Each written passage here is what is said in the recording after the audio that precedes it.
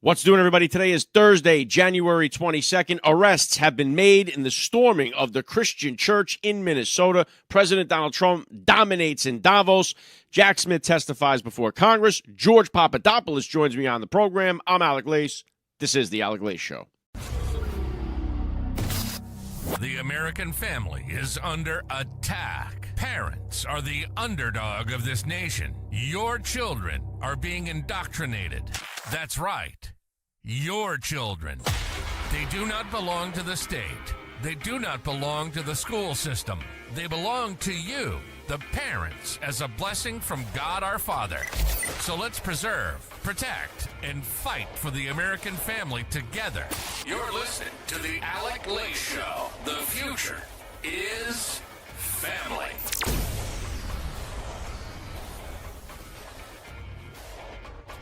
All right, let's go. Welcome, everybody, to the AlecLace Show. I'm happy and honored, as always, to be here with you guys. Thank you for stopping by. If you're watching the program as it streams live on Rumble, please get down there and hit that share button, hit the like button. Don't forget to follow wherever you are listening. A lot of stuff going on, and we had a major announcement this morning, which was great to hear. I am going to have my friend George Papadopoulos. He's going to be here in just a few minutes, so please stick around for that. But the breaking news really today, this morning, Pam Bondi puts up a post on X announcing that minutes ago at my direction, the FBI, HSI agents executed an arrest in Minnesota. So far, we have arrested Nekima Levy Armstrong, who allegedly played a key role in organizing the coordinated attack on City's Church in St. Paul, Minnesota. We'll share more updates. We also had she puts, listen loud and clear, we will not tolerate attacks on places of worship.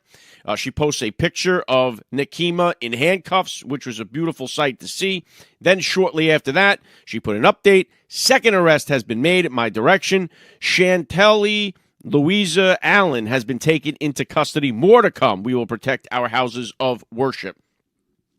We definitely wanted to see some results for this. People were absolutely crazy over what has happened here, that these lunatics went in there, disrupted a church service with their protests and their bullshit. Now, this Nekima Levy Armstrong, this is a real beauty. This is a BLM activist. And let me give you an example. This woman actually ran for mayor of Minneapolis years ago. This was one of her campaign videos. This is what she put out there. Take a look at this.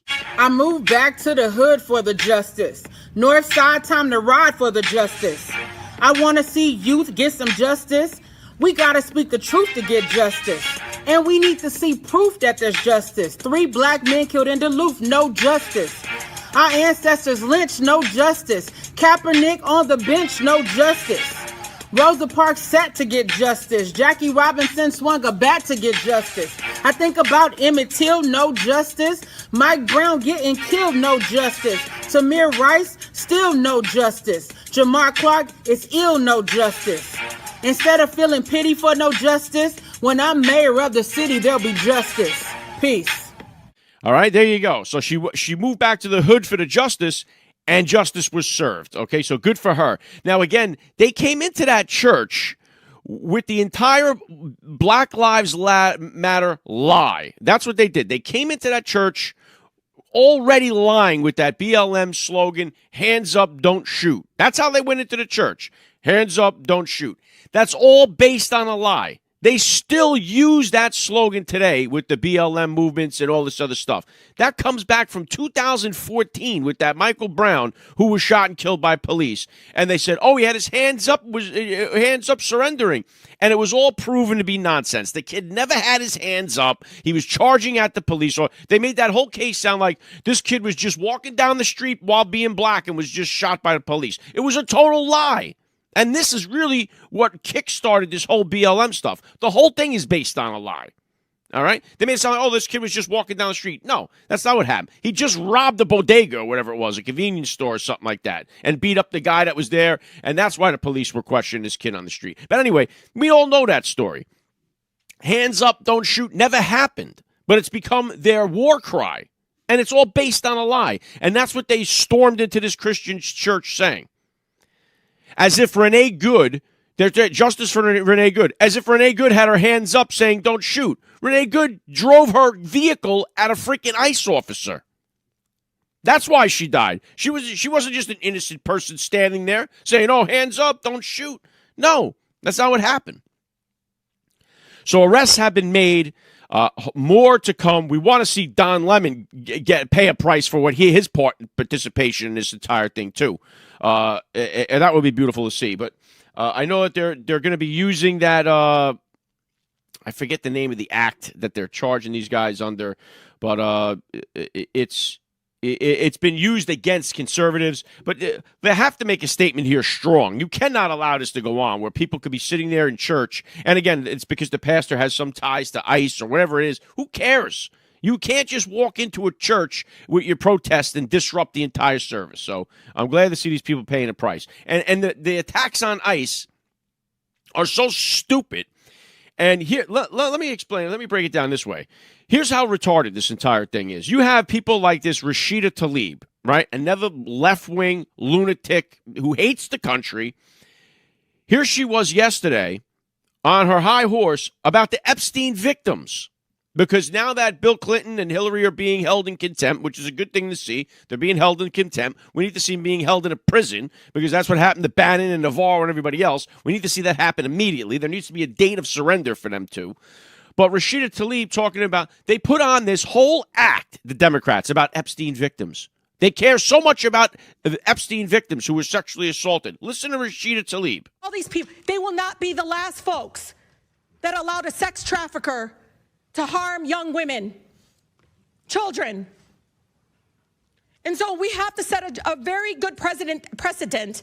Okay, Rashida Tlaib is a woman who flew out of her state to go to Minnesota to protest against ICE. Now, if you claim to care about children who are victims of sexual assault, you have to be pro-ICE. Those two things are in conflict.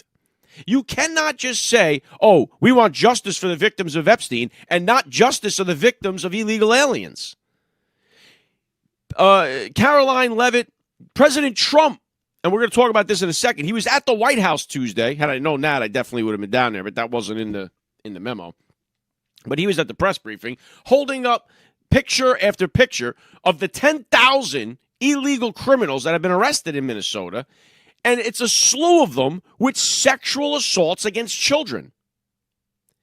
So, dear Democrats, you cannot claim that you care about the victims of Epstein while you are at the same time going up against and protesting against ICE, who is locking away child predators. It's in conflict. Now, yes, we want to see justice for the Epstein victims, too. We've been calling for that for years. The Democrats didn't. They didn't start calling for justice for Epstein victims until all of a sudden they realized that the Epstein files will never be out. Now they know that. They'll be redacted. Nothing is going to come of it. They're secure in knowing that. So now they play the game of, "Oh, Trump is in the files. Oh, Trump was a part of it. Trump is a part of a sex trafficking ring." And they play this bullshit game that they know is not true, but they're using it politically to their advantage. We know they don't care about victims of child sex trafficking or child sex abuse. If they did, they'd be walking hand in hand with ICE down the street arresting these people. But they're not. They are doing everything they can to impede and to obstruct and to stop them from arresting sexual predators that are in the country illegally. And it's the same thing with the federal officers. Oh, they hate the federal officers. ICE officers, they're racist, they're the Gestapo.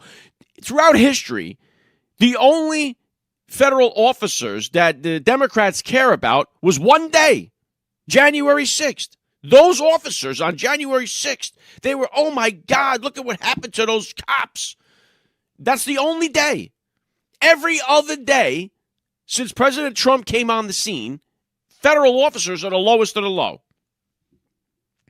We know that it's only because of President Donald Trump, because as I was saying Tuesday, when President Barack Obama had his ICE agents out there arresting people and separating families, the Democrats were nowhere to be found. They didn't hate them. They didn't call them the Nazis and the Gestapo. Not a word. Right? Here you go. Here's an article from the height of President Barack Obama, when he was the guy that was in charge of ICE, when he gave Tom Homan the highest award. This is an article from 2011. ICE removes record number of immigrants. Immigration and Customs Enforcement announced this week it deported more immigrants during the 2011 fiscal year than it did any year since the agency's 2003 inception. This was a record-breaking year. They were celebrating this. There was no protests, hands across America to stop ICE. So we know it's only because Trump, and we know it's only because Democrats now want to use illegal immigrants to help with their redistricting, to help keep them in power, to cheat on the elections. You just had Democrats, 190-something of them, vote against having voter ID. And the only reason you don't want voter ID is so you can cheat. There's no other reason. The people like, what's her name? I forget now. Who was it? One of those batshit crazy ladies on The View was saying that if you ask for voter ID, your black people aren't going to be able to vote. Certain women aren't going to be able to vote. Certain other people aren't. It's the stupidest argument that you can ever make to say that it's racist to ask for voter ID. You have to have an ID to do almost anything in the country. You have to have an ID. So to say that you can't have an ID to vote is an insult, I think, to the black community when they say that. But it's just an excuse, because the real reason why they don't want voter ID is so that they can cheat. There's no other reason. So arrests have been made in the storming of the church, which is good to see. Now, yesterday, President Donald Trump dominated in Davos, and this drove the left crazy too, especially Gavin Newsom, who was there and wasn't allowed to speak. He was just like an outside guy looking in, trying to like make out cat calls from the peanut gallery. He looked like an idiot. But President Trump, within a 24-hour, it's funny how the media now and the Democrats are talking about Trump's health. Oh, is he? They try to act all of a sudden as if he's like not cognitively okay. He's not fit for the presidency. What an act that they're putting on after we know that for 4 years we watched a vegetable in the White House and they were like, no, all good here. No, he's fit as a king. President Trump, within a 24-hour period, this guy was at the White House press briefing on Tuesday. Again, I haven't attended a briefing yet this year. I'm going to get down there hopefully next week. When I got the thing the night before saying there would be a press briefing, I was at work and I said, I'm not taking the day off. I'm not running down. Anyway, excuses. But it didn't say that Trump was going to be the one doing the briefing. Had I known that, I'd have been there along with, thousands of other people that would have probably showed up for that because everyone would have been on deck. But President Donald Trump was the one that gave the press briefing at the White House. He went on for 2 hours talking about his accomplishments from 2025, his first year in office, and then taking questions from people in the room. He went on for 2 hours, standing there talking, answering questions from all comers. Then he gets on a plane, and he's flying to Switzerland, and about an hour or less than an hour into the flight, maybe a half hour into the flight, there's some kind of mechanical failure on the Air Force One. So the plane has to turn around, and it lands back at in America here. Then he has to get on another plane and fly over to Switzerland. Then in the morning, he's at Davos. He gives an hour-and-a-half speech, answers all kinds of questions, participates in all kinds of different meetings, and he's doing all of this in less than 24 hours. The guy is 80 years old this year, and he is a machine. And so you sound foolish when you're like, oh, Trump's not physically fit. He's not mentally... There's not many people in their 40s and 50s that could keep up with the pace that President Donald Trump is moving at and getting accomplished. And I'm going to bring George Papadopoulos on here. We'll talk a little bit more about what happened in Davos with President Donald Trump, who gave a great speech. And the best way to summarize the speech from President Donald Trump in Davos is America first. He went in there. He doesn't care about these. Now, you have a difference of like an Obama who went there and kissed everybody's ass. Well, he didn't go to Davos, but when he did his apology tour and he went all around the country apologizing for who America is, he kissed everybody's ass and everything like this. President Donald Trump comes in there, guns blazing. He don't care about your feelings. He don't care about your country. It's about our country getting the best interest, and that's what he was there for. He blasted Elon Omar while he was there, talking about how this is a woman who went from $0 to $30 million overnight. And, wow, that's a coincidence. She's another genius that figured out how to make $30 million in a year. Now you hear the left, they're like, oh, Trump is enriching himself. Trump was a billionaire before he came on the political scene. So the billionaire makes another billion, and they're like, oh my God, there's something wrong there. No, when a billionaire makes another billion, that sounds like normal. When a person has, $1 in her pocket and then has 30 million in her pocket, and she's a political figure, and that's all she does, something is wrong. But they're not questioning that. The Democrats say, no, that's normal. She had a $5 in her bank account. Now she's got 30 million. The only thing that changed was her position as a political person. Oh, and her husband is corrupt as could be. So they want to look into that. He also had people on fire about Greenland. So people went nuts over the Greenland thing. And President Donald Trump, after this was all over, he had said that they came to some kind of formal framework for the deal in Greenland. The odds of Trump getting U.S. acquiring Greenland have shot up. There's better chance of the U.S. acquiring Greenland than there is of Gavin Newsom becoming president, according to Polymarket. One of the other statements he made at Davos was that the 2020 election was rigged and that people are going to be prosecuted or in the process of getting arrested for their participation in that. We all know that the election was stolen. We all know that there was a lot of shadiness going on around there. We just want to see the arrest. That is what we want to see. And I think we really, really need to see it. And not just for that, but for everything else that happened to President Donald Trump. We're going to talk to George Papadopoulos about that in just a minute. Now, you have you have Jack Smith now testifying before Congress today. Jack Smith was unconstitutionally appointed. Jack Smith is the guy that went immediately after Trump. He weaponized the Department of Justice to go after Trump and to go after the Trump administration and all of these players.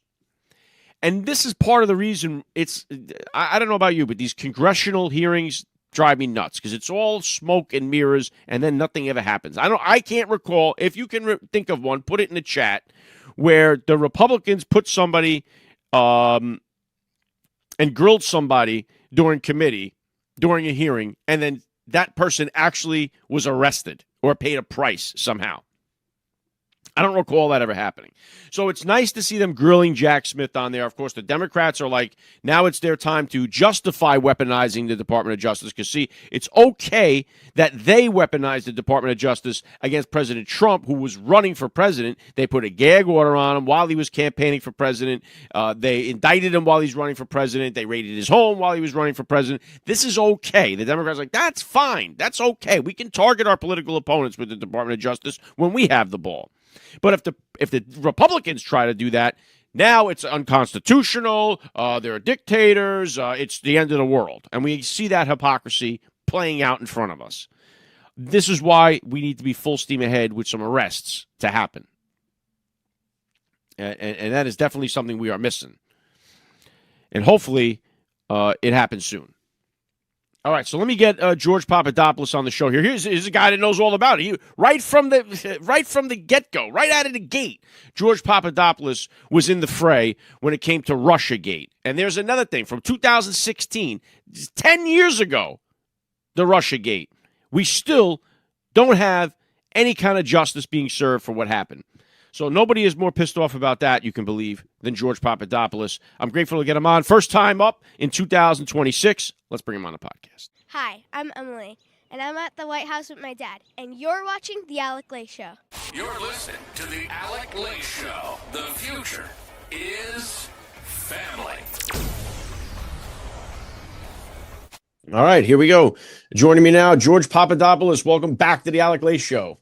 Great to be with you, Alec. Thanks for having me.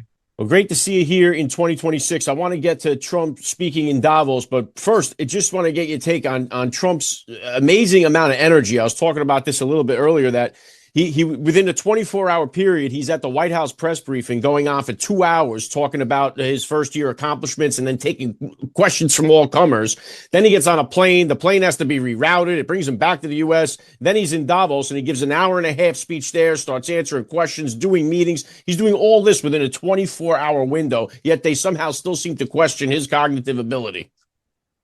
I mean, and you have to remember, he's close to 80 years old, and what a difference an election could make for Biden. I mean, when Trump called him Sleepy Joe, he wasn't kidding. I mean, the guy literally was working 1 to 2 hours a day. He was the auto pen president.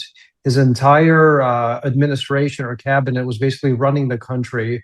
It was basically like a criminal syndicate that was feeding the pocketbooks of his own family, people like Hunter, his nieces. The whole thing was a complete fiasco and a mess. And then you look at President Trump, the guy that doesn't need the job, survived, attacks against his own life. He's very well off, has a wonderful family, had the media basically tear his reputation up and try to destroy him and his family and his business. And he's still fighting, and he's working 18-hour days, maybe 20-hour days. He says he sleeps 4 hours. And I couldn't be more proud as a Trump supporter and as an American to have a president who really serves me the way that he does. I'm right there with you. And it's amazing. This is a guy they counted out when he got impeached. They counted him out when January 6th happened. He almost got shot and killed. I mean, this guy has been through it all, and he keeps going. And it's really inspiring to watch. But some of the stuff in Davos, now you're talking about Sleepy Joe Biden, the crime syndicate. One of the things that Trump did say in Davos was that prosecutions are coming for the 2020 stolen election. I pray to God that is true, because it's something we all know that happened. I mean, anybody could see even in real time what was going on there. And now, all these years later, do you think that we're finally going to start to see these prosecutions roll out? Yeah, I was actually on Newsmax this morning when he was speaking, and I heard that comment by the president. I mean, his speech at Davos was extraordinary. I mean, he completely hit it out the ballpark when it comes to domestic policy, the economy, foreign policy, the U.S.'s identity for the rest of the century. It was an incredible speech. But that comment about the 2020 election and prosecuting people that were involved in basically stealing it, the way that he said today, was very interesting, because he made it clear that these people have already been arrested. It wasn't like some theoretical thing that he was talking or hoping about. He said, I'm basically breaking news here. They have been held accountable. If you look back at the video, at the clip, that was how I remember it. So I think it's time now for AG Bondi, who, look, I know some people have kind of been hard on her. She has a lot on her plate. I mean, she's basically going after the Democrat Party as some sort of criminal organization for the last 10 years that has been involved in criminal activities. So whether it's the Russian collusion, spying, the impeachment 1.0, 2.0, January 6th, the 2020 election, the Clinton Foundation, Hunter Biden. I mean, I could continue to go on and on and on. But I think that we are going to have accountability, Alec, and I would say I'm 100% sure about it. I think this is a very serious issue. This is something that the president campaigned on, he won on, and it's one of the main pillars of making America great again. That's draining the swamp. So you can't do it if you don't prosecute these people for what they did. And I think he's going to go all the way. I would say, George, that we desperately need to see it. I mean, we really need to see it. It would do so much to help with so many of the doubters that have come in, and rightfully so, with going back to the Russia collusion. We still haven't seen people held accountable for that. And when the Democrats got into power, we have a mugshot of President Donald Trump. I mean, they didn't fool around. People were going to jail. People were getting arrested. People were getting indicted. And it seems like it's just taking forever for the shoe to finally drop on so much of this corruption that happens. And it seems like now, with what he's saying, we're getting our hopes up again, and I really pray that it happens very quickly, that some people start getting arrested for it. Look, Alec, there's no one that wants to see accountability more than myself and probably the president, because he was targeted by the same leftist crazy lawfare that me and my family and other Americans, it wasn't just us. I mean, our entire movement was targeted, Alec. MAGA as a whole was targeted for political extermination. If you were basically a dissenter against the left, the Biden regime, Obama's policies, you were targeted. I mean, the IRS was weaponized under Obama, then the spying, then of course you had basically every type of conservative targeted under Biden. The FBI was characterizing white Christian males as terrorists. I mean, this is, in my opinion, this was official FBI stuff that he was testifying on. So I think that the only way that we will not only heal as a nation, but maybe force the Democrat Party that comes somewhat to the center, or maybe even just, self-destruct and reinvent itself, is for the upper echelons of these people to be accounted for. And I think people like Obama, maybe Biden, but I guess he pardoned himself with the auto pen. The Clintons, all these people. If you don't go after them, then they're gonna once they get back into power, which eventually they will. I'm not saying they're going to win the midterm. They're probably not going to win the 2028 election, but if they win in the future, they're going to come out for everybody. I mean, they've been saying it openly. People like Jeffries and some of these other members of Congress, they said the moment we get back into power, we're coming after Trump. We're coming back after all of his supporters, and we don't give a damn. So that's the world we live in, and it's basically a dog-eat-dog world, and only the strong are going to survive. So we have to be tough. When they say it, they mean it. Just look at Letitia James. She ran on prosecuting, indicting President Donald Trump, and she got elected, and that's exactly what she did. She went right after him with the indictments. Now, gratefully, that all fell apart on her, and now she's under indictment herself. But it's just that's the way that they play the game, and they play it to win. So now let me just switch gears to one of the other major things is the Greenland. He went over there, he spoke about this, and then he posted on Truth Social that he has now the framework for a future deal with respect to Greenland and the entire Arctic region. And he said, based on this, he's not going to put the tariffs that he had scheduled for February 1st. And it seems the way he's talking now, it looks like Greenland, I mean, it was a 25% on poly market. I don't know what it's going to be going at now, but it looks like this is going to happen. What's your take on what he said about Greenland, and what do you think is going to happen? Look, the president has America finally negotiating from a position of strength, not weakness. The era of America last is over with.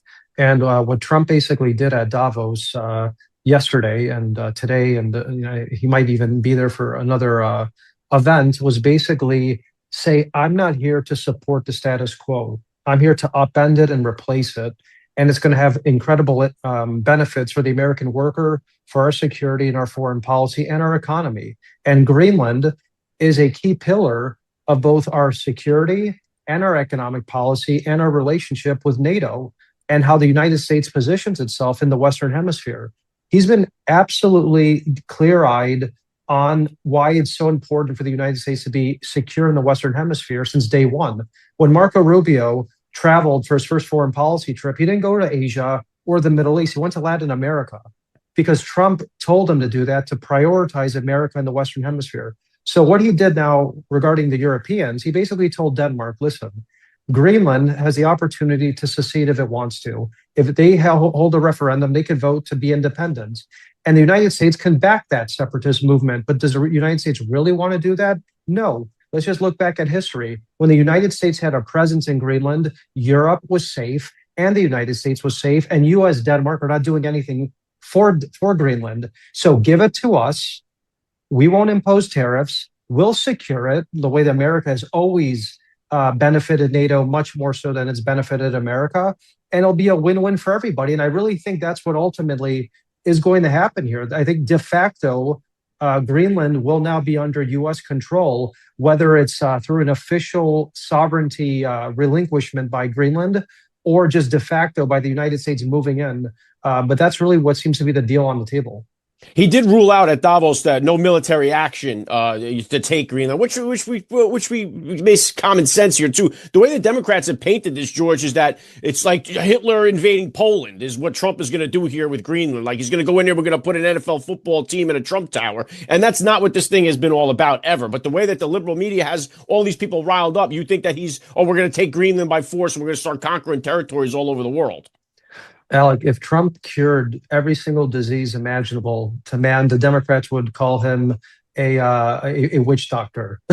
They would call him a snake oil salesman. Do you understand what I mean? So it doesn't matter what his successes are or how good they are for U.S. policy, for the American taxpayer, or just for our everyday security. They will try to spin it every way imaginable. Unfortunately for them, because the mainstream media has been so discredited because of all the various scandals that we've been talking about in the beginning of your show, from Russiagate to the impeachments to the way they tried to twist and turn so many things that President Trump never said or did, or characterize his supporters as something that they're not. They can't spin it anymore. So now people have access to shows like yours, X, Instagram, TikTok, all these other platforms, and they get to see an unfiltered Trump. And they're, hey, he doesn't sound so bad. He doesn't sound like Hitler. In fact, I'm making $2,000 to $5,000 more this past year than I did under Biden. Inflation isn't so bad. Gas is down. Illegals are being kicked out of here. We're not going to World War III with Russia. I think I could live with a president like that, and I don't need people like Stephanopoulos or MSDNC to tell me otherwise. So that's really why this is such a cool time to be involved politically, or to be, you know, an influencer, or whatever you want to call it, or just to get your voice out there, because people are really listening. And unlike any time before, they don't have gatekeepers anymore like they used to. Yeah, we have access to see the truth. Hopefully, it gets, like you said, these people that are not far left, because we know they're never coming back, but those center left people. And it's the same thing, like you say, Trump could cure, you know, every disease, which is true, because Barack Obama, he awarded Tom Homan with the highest civilian award he could give him. He was deporting people. He had ICE going crazy. He was, and the Democrats all loved it. They had no problem with it. It's just because the only difference is that now Trump is doing it, and there's all this resistance against it. And it just goes to show that no matter which way, if Trump zigs, they zag. And that's just the way that they have been with every single piece of legislation, every single piece of accomplishment that Trump has had. They've always tried to find the negative in it and go against it, even though that they supported, Democrats supported illegal immigration, or wanting to get these people out. Barack Obama, hey, you got to learn to speak English. If you hire illegal immigrants, you're going to have to pay a fine. Like, this was the Democrats' stance on illegal immigration. It shifted because now that their stance is, hey, we can get these people in here, we can change the election maps, and we can win elections, we can get these people to vote. And that's became, I think, what the big change has been, the shift in the Democrats, the way they view illegal immigrants.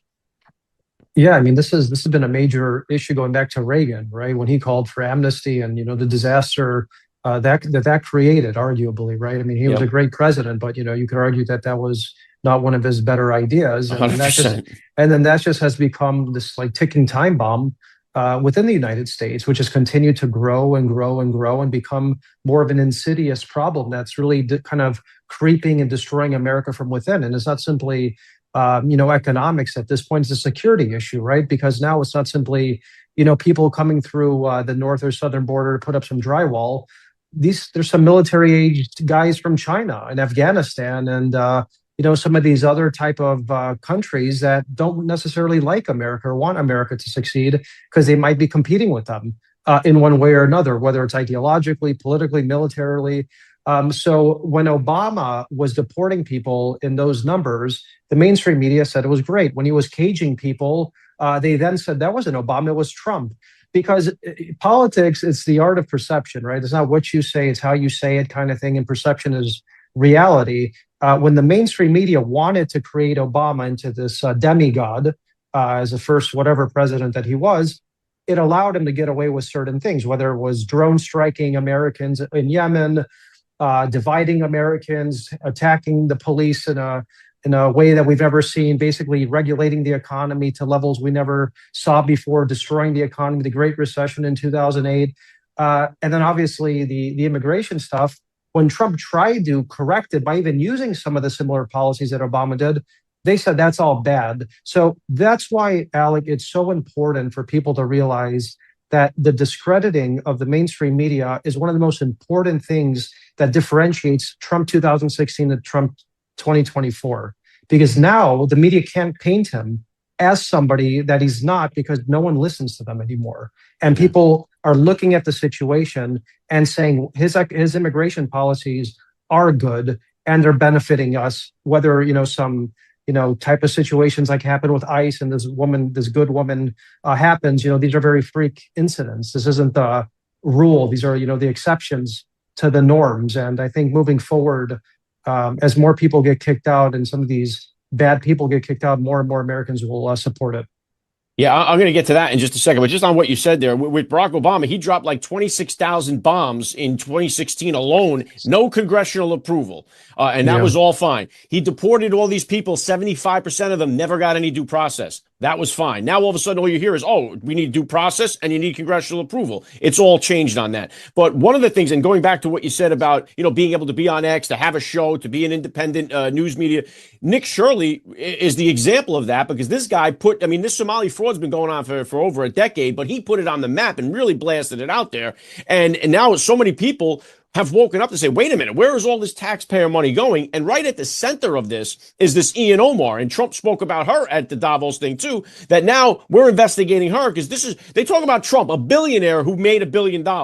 But Ian Omar, who didn't have a nickel in her pocket, now got 30 million in 1 year. And everyone's like, yeah, that's normal. That's fine. So now we're going to start looking into her and find out how deep this fraud really goes.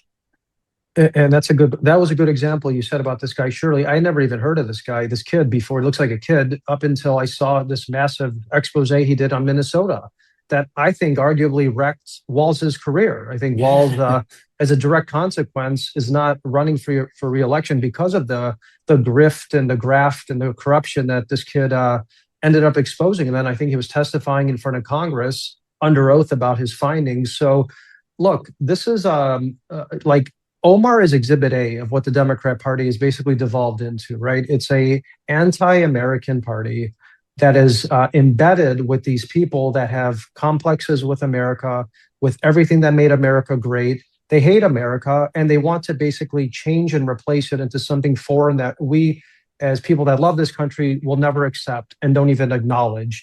So people like Omar, going from somebody without a nickel in her pocket to now being worth over $30 million with her grifter husband and all these type of situations. And then you have the Somali fraud that looks like they stole $15 billion from the taxpayers in Minnesota at a time when that state is facing a lot of economic upheaval. The straw that broke the camel's back, I think, is going to be this Minnesota Somali scandal. And Omar is the face in many ways of that, along with Walz. And I think just like so many of these other Democrats that we've been talking about today are going to be held accountable, I think ultimately they're going to find themselves in the crosshairs of some sort of criminal investigation and likely prosecution too. And I hope so. And I was saying this the other day. It's like the people on the left, these people, especially the people that are swelling up the welfare laws and Section 8 and all this stuff, they don't care about the taxpayer. They don't care about the guy like me who's going to work on the railroad, 50, 60 hours a week. They don't care about us guys because we're the suckers in their eyes. They're like, get to work so we can pay for all this stuff. They don't care if the price of eggs come down. They ain't paying for it anyway. They don't care if the mortgage rates drop. They're getting free housing. So they have no stake in the game. They have no incentive to say, yeah, I hope Trump gets the inflation down. None of them even care about it. So they love the corruption. They're all a part of it. And it goes so deep because the welfare, it's like if you wiped out the fraud, we could shrink down the welfare drastically. Same with Medicare. Same with all of this stuff. It's just if we could just get the fraud and scoop it out of here, it would be a relief for the hardworking taxpayers in this country. And that is exactly what we want to see.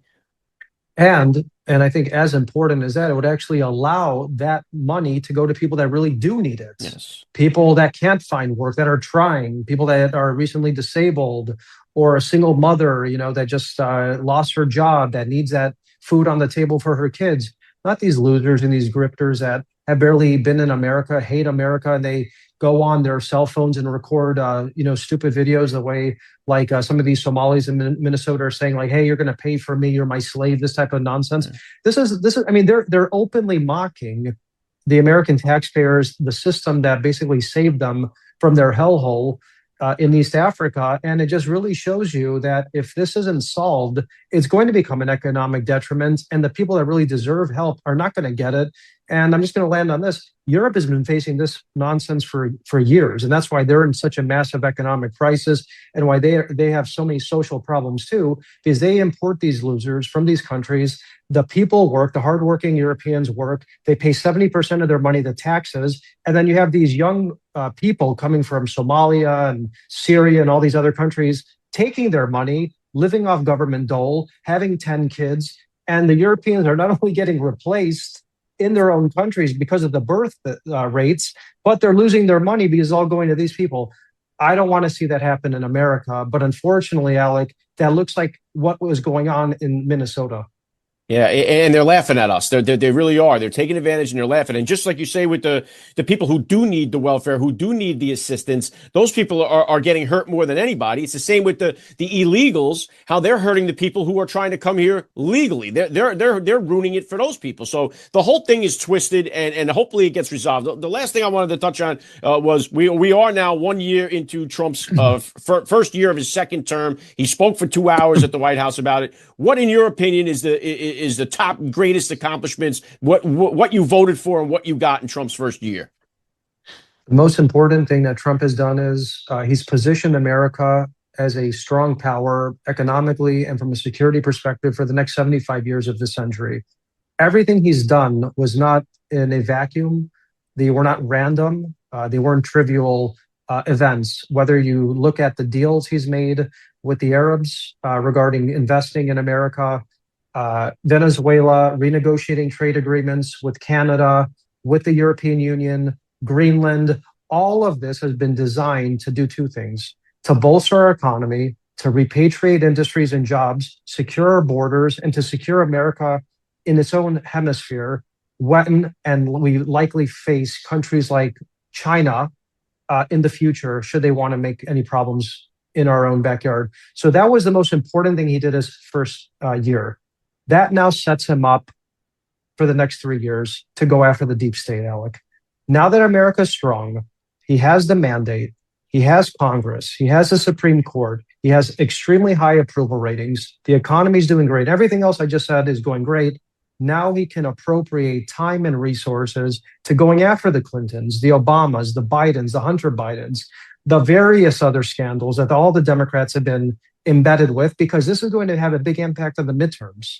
If the American people see that Trump has basically gone up against a racket and still done well for the American people, they're going to say, hey, you know what? I might not necessarily like Trump, but that seems very unfair. So I'm going to vote for him in spite of that, in spite of his personality or whatever I don't like about him. So that's why going after the deep state is so important. It's about the rule of law. It's about accountability. It's about the Constitution, how we function as a republic, and how people perceive the Democrat Party and its leadership. That's what he has to focus on the next 2 to 3 years. And if he does that, in my humble opinion, he'll go down as the greatest president that America's ever had. Yeah, you got me fired up there, and you talk about that. I would love to see that. You're right, though. He set up the country. He set up the future. Now he has this time freed up to go after the deep state. I hope he does crush it. Let the listeners know where to go. Grab a copy of your book. Go follow you. Well, I appreciate you having me on, Alec. It's always great to be with you. You can follow me on X, at George Papa 19, and the book, which I think is more timely than ever, Deep State Target, How I Got Caught in the Crosshairs of the Plot to Bring Down President Trump. Thanks so much. Great stuff, George. I'll have you on back down the line. Thanks for joining me on the AlecLace Show. Anytime. All right, grateful to have George Papadopoulos on the podcast. Go over and follow him on X. He's always got banger tweets coming out over there. Grab a copy of his book. Get involved in the knowledge. Get yourself a. I'll tell you one of the things he was talking about there when we were talking to Nick Shirley. He just testified before Congress the other day, and it's like the Democrats are, or the left wing lunatics, I should say, are questioning his character. So that's the whole Nick Shirley thing they are focusing on is who Nick Shirley is. Oh, he's this kid. He's not a real journalist. And where did he come from? And they're questioning him. They're not questioning the billions of dollars in fraud that took place at these daycare centers. They're like, we don't care about that. No questions about that. So CNN, they've run stories about who Nick Shirley is, his character, his family. They don't run the stories about what he uncovered with the fraud. And again, we say uncovered, but this has been going on for over a decade. And it was a hustle. That's what it is. They're here in a bit. So far in the 21st century, there's 4 major hustles that people got fat in the purse on taxpayer dimes, right? Or just other people's money.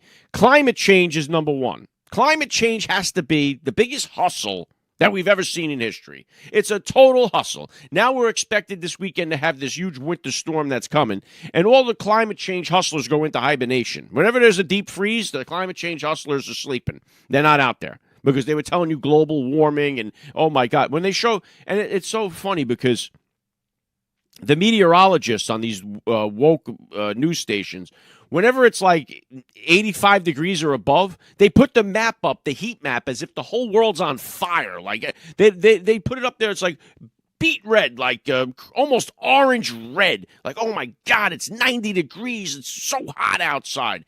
That's what they do. It's like all theater. And then when it's freezing cold out, they just put the regular map and like, oh yeah, it's -1. But climate change has had billions and billions of dollars in grants. It's a hustle to go green, all of that stuff.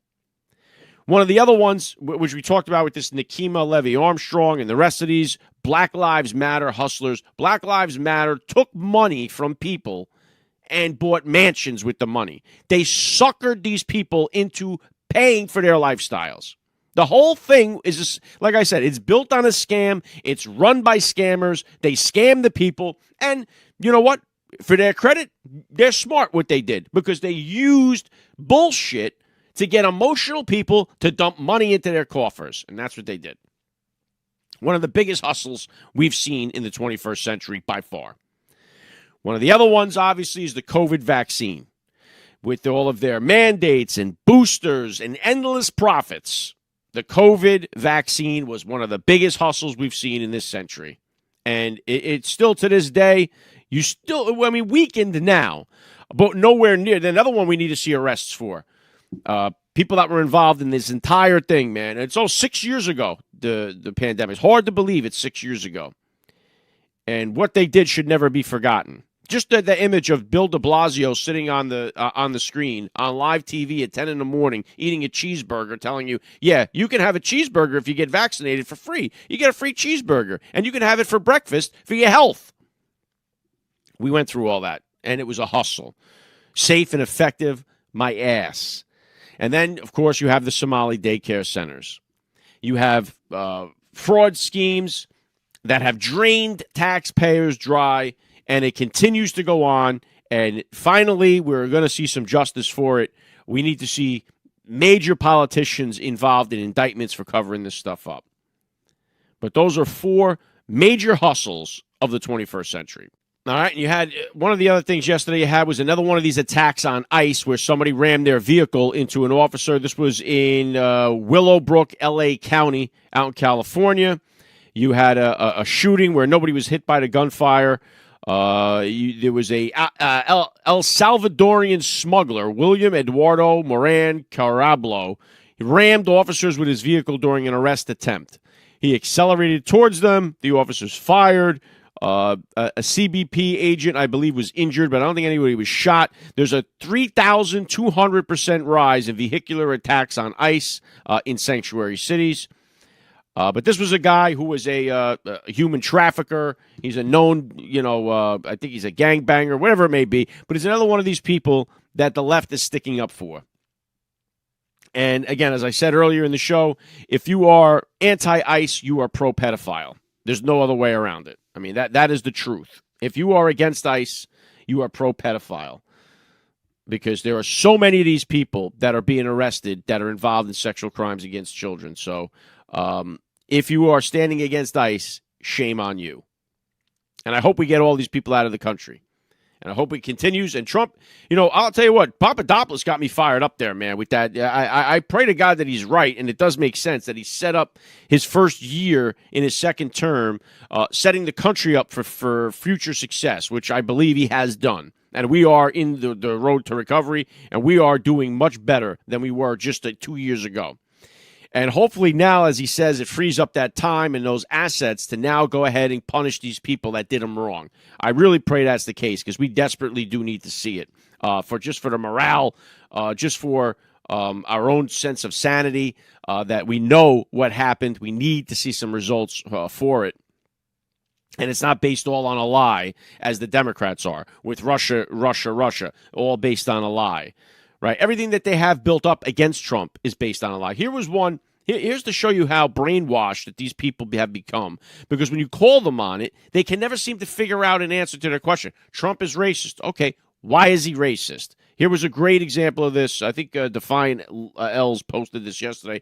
But here's this clip of a woman asking this other woman why she believes Trump is racist. Here you go. Our president here, his name is Trump. That's a pretty racist man. How? How? Give me an example of his Watch racism. The news. Give me one example. Just give me one example. Just watch the news, sweetheart. There are plenty of examples. Watch the news, sweetheart. Give me one example that he's racist. Okay, Trump has flat out, flat with the racism. How? Comments, concerns. What comments? Name one comment that he said that was racist. Okay. Because if he's racist, I want to know, because I don't want to support a racist. So you support Trump? I do, yeah. Can you tell me why he's racist? She supports Trump.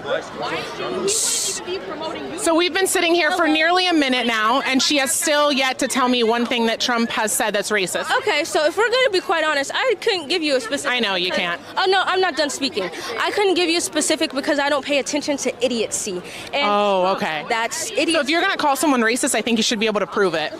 Watch the news. Pull up a clip where he's racist. Go ahead. Oh, great. I'm so glad you asked. It must not have been racist enough to remember because you have to look it up. How do you guys feel about ICE? Did you find the racist clip yet? Wrong with that. I just said that there were people. Majority of them here are against ICE How do you know that?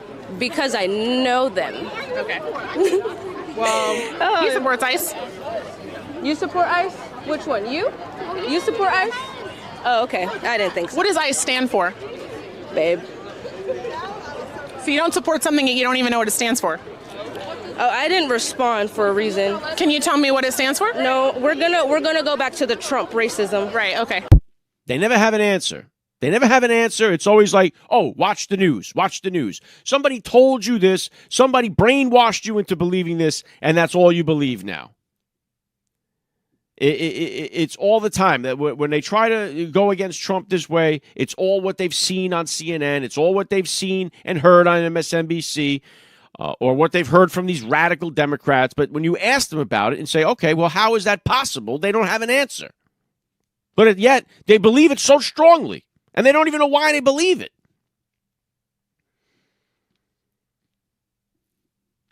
They have a revisionist memory of stuff, too. Like, they'll be like, oh, yeah, Trump told people to drink bleach. And you're like, well, no, that's not actually what happened. And they'll believe it. They're like, oh, no, that's what happened.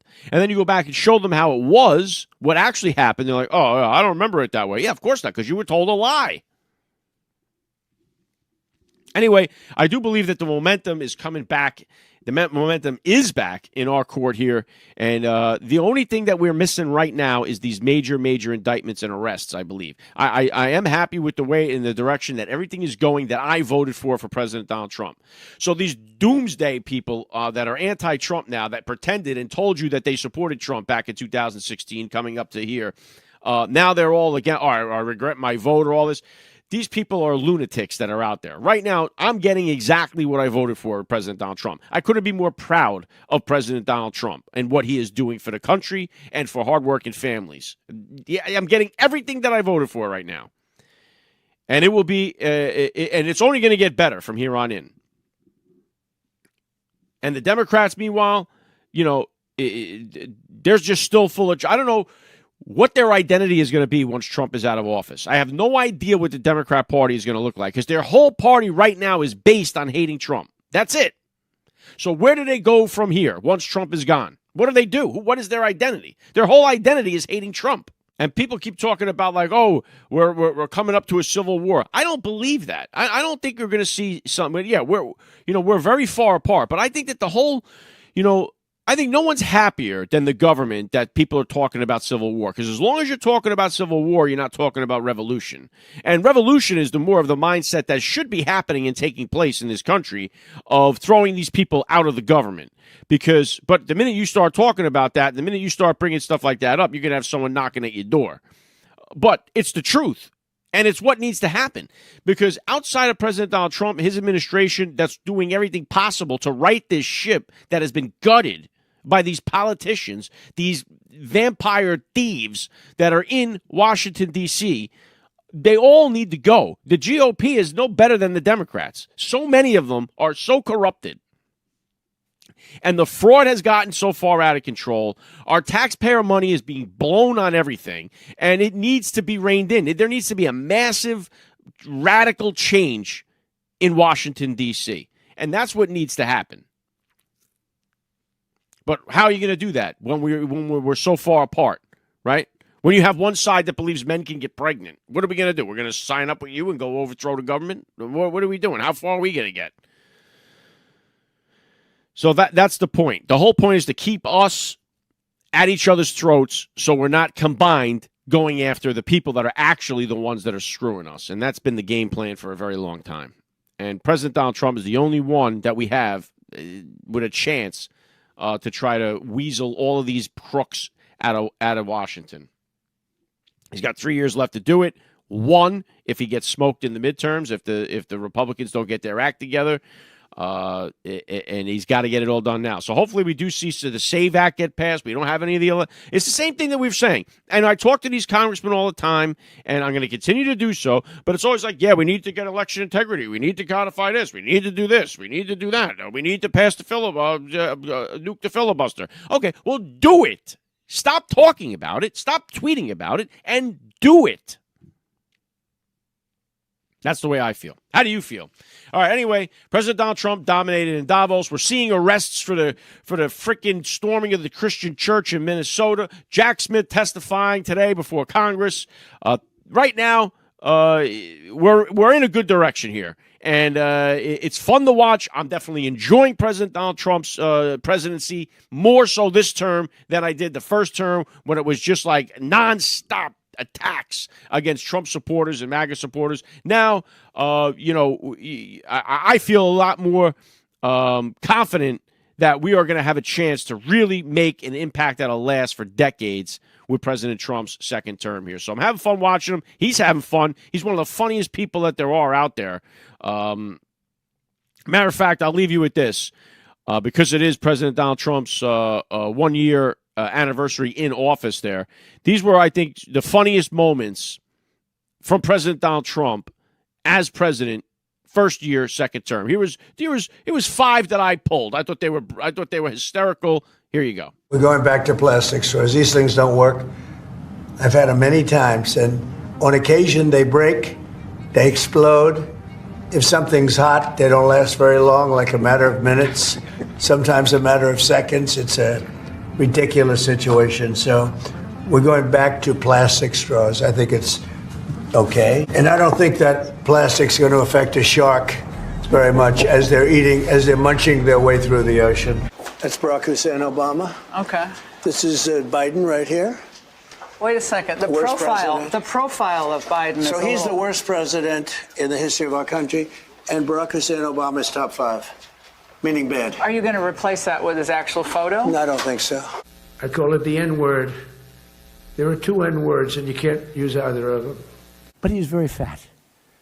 And he took the fat, I call it the fat drug. I won't give you which one. It was Ozempic. I won't tell you that. After I told him that the drug does not work on him, because I saw him recently, he's actually fatter than ever. She's asking, what if Russia breaks the ceasefire? Well, what if anything? What if the bomb drops on your head right now?